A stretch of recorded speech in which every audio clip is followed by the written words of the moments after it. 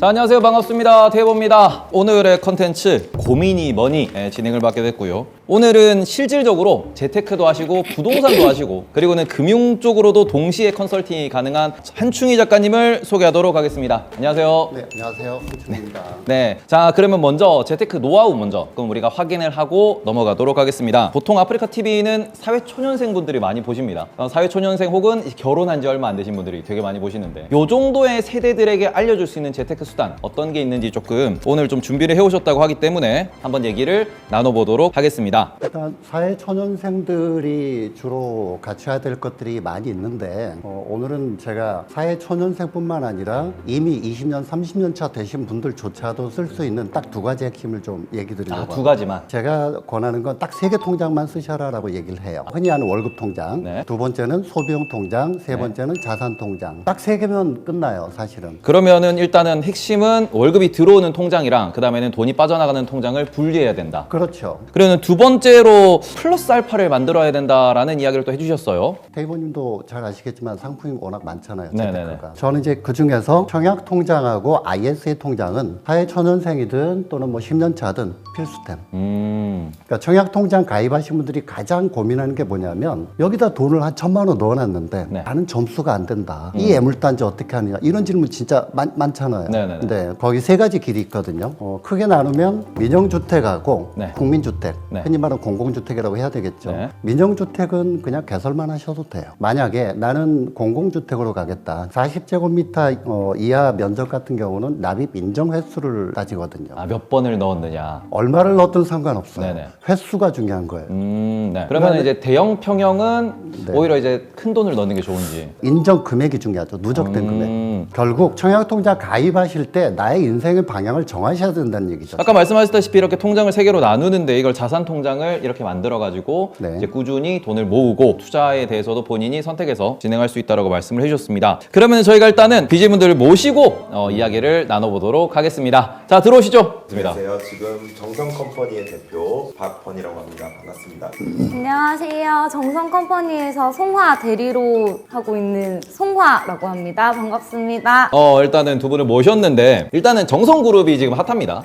매출이 좋다라는 이야기를 들었는데 관련돼 가지고 무슨 고민이 있는지. 일단은 매출은 여러분들 좋습니다. 이게 사상 최대 매출을 기록하고 있어요. 800만 개, 그러니까 약 한 달 동안 오. 거의 파이로선 최대치의 파이를 지금 만들고 있는데 개인적으로는 그 800만 개를 찍어도 돈이 조금 안 된다. 생각보다. 그러니까 물론 예전보다는 확실히 많이 버는 건 사실이지만 네. 이제부터 본격적으로 고민을 들을 거거든요. 일단은 저희가 두 분의 머니 고민, 박퍼니님의 고민. 일단은 뭐 돈이 안 모인다. 정성컴퍼니가 저희가 초기잖아요. 초기. 네. 그러면 초기에는 투자금이 되게 굉장히 또 많이 들어가잖아요. 그럼 이럴 때는 투자 비율은 어떻게 들어가야 되고 아니면 돈을 좀 아낄 수 있는 부분이 어느 부분에 있는 건지. 수입과 지출에 대해서 한번 좀 확인을 해보도록 하겠습니다. 네, 여기 나옵니다.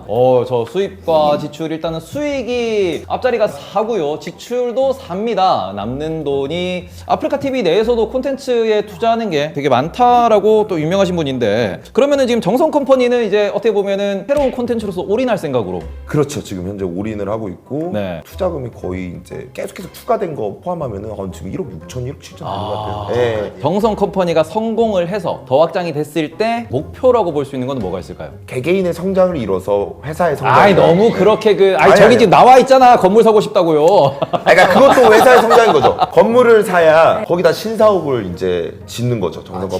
직원이 일단 재테크 목표 자체가 부동산을 사는 것까지라고 했는데 그러면 그 과정에서 어떻게 뭐 돈을 모으겠다라는 생각을 하시는 건지. 네, 조금 제가 세율이 50%라고 봤을 때 한 달에 5천만 원 수익을 벌고 싶다. 그러면은 송아님 지출 내역도 한번 좀 확인을 해보도록 하겠습니다. 지출 내역 한번 띄워주세요. 일단은 송아님 같은 경우에는 수익 같은 경우에는 별풍선 수익과 컴퍼니 수익이 저렇게 많아요? 아니 그러니까 돈이 안 남지. 근데 지금 송아님 지출이 좀 많으신 것 같아요. 네, 좀 그쵸. 저도 좀 약간 버는 것보다는 일단 퍼주는 마인드가 좀 있어가지고 멘토님이 보기에 네. 솔루션이 있어 보이는지 두 분의 솔루션이 너무 달라요. 공통적인 솔루션부터 한번 말씀 좀 해주시면은 일단 두 분의 공통점이 있죠. 방향성이 없어요. 방향은 전혀 안 보여요. 아, 사업에만 집중하고 내가 지금 하는 것에 집중하는. 다른 건 모르는. 네, 맞아요. 네, 그래서 그 부분이 좀 아쉽고 현금 흐름과 자산 두 가지에 대해서 밸런싱이 좀 돼 있어야 되는데 네. 밸런싱이 좀 안 맞아요. 네. 어떤 밸런싱이요? 10억을 가진 분이 매달 500만 원 현금 흐름이 있으면 이거는 밸런스가 맞는 거예요. 비교적. 아. 그런데 10억 가진 분이 50만 원 밸런스가 안 맞는 거예요. 그렇게 사는 거는 우리가 재테크할 때 목적은 아니잖아요. 저희는 가진 게 없는데 버는 수익이 크다는 거죠. 그렇죠. 그 그러니까 밸런싱. 월간 현금 흐름은 엄청 좋은데 네. 쌓여진 자산은 오히려 지금 집 문제도 생겼고 또 사업 네. 투자도 하고 있고 사업 투자도 또 이제 열심히 모으고 계시지만 또 워낙 씀씀이가 크시니까 인자합니다. 어쨌든 네. 그런 부분이 아쉬운 거죠. 전문가님의 말씀을 조금 요약을 해보면은 이제 뭐 투자하고 이렇게 사업을 하는 것도 좋지만 네. 본인의 주머니도 챙겨야 된다. 내실 챙기셔야 돼요. 네. 지금은. 그리고는 조금 네. 자산을 쌓아놔야 한다. 그렇죠. 네. 그다음에 또 송환님한테는 또 월간 현금 흐름은 나쁘진 않은데 재테크에 대해서는 적극적이지 않으신 게 네, 맞습니다.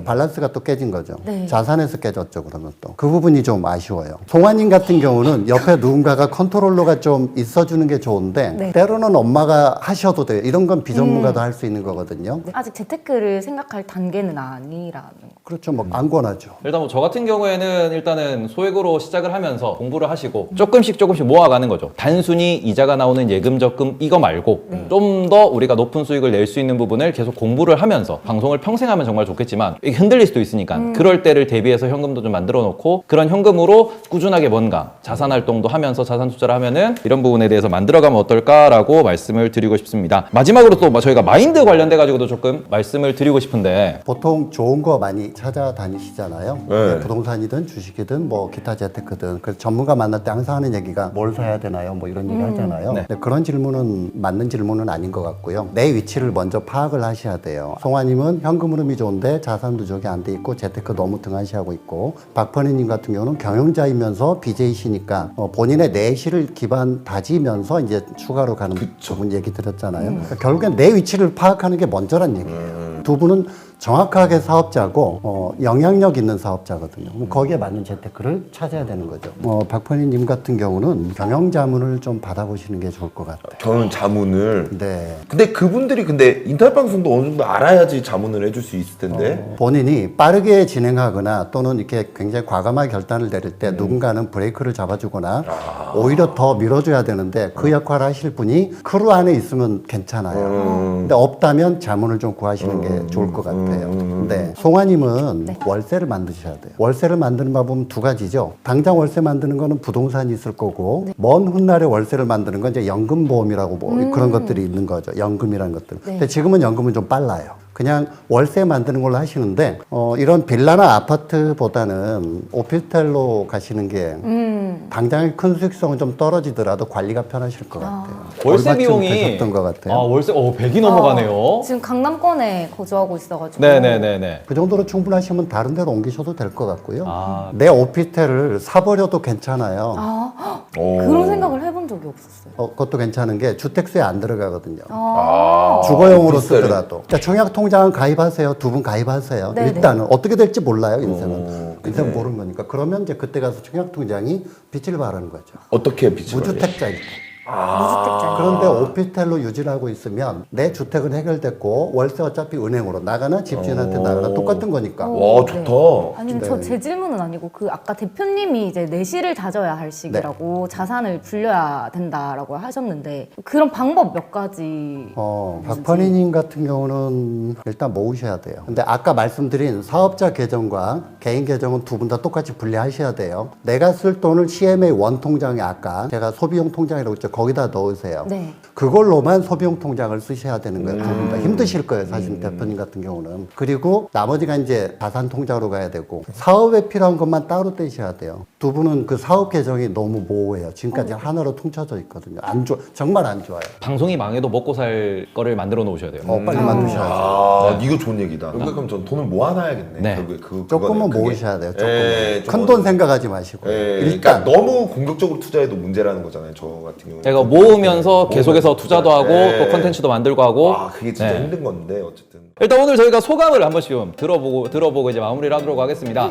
너무 막연하게 고민거리라고 생각했던 부분을 정확하게 짚어주셔가지고 앞으로 저도 좀 더 공부를 해서 말씀하신 대로 열심히 모아가지고 해결책으로 내주신 솔루션 꼭 한번 실행해보도록 하겠습니다. 마인드 정립을 하고 간다. 용기가 좀 북돋아진 것 같고 뭔가 좀 유익한 시간이어서 제 정성 컴퍼니 운영하는데 좀 더 도움이 되는 오늘 시간이 아니었나. 정성 컴퍼니 화이팅! 네, 감사합니다. 자, 그럼 오늘 한충희 작가님과 그다음에 퍼니님과 송아님 다들 감사드리고요. 시청자 여러분들 다음에 뵙겠습니다. 모두 안녕! 네.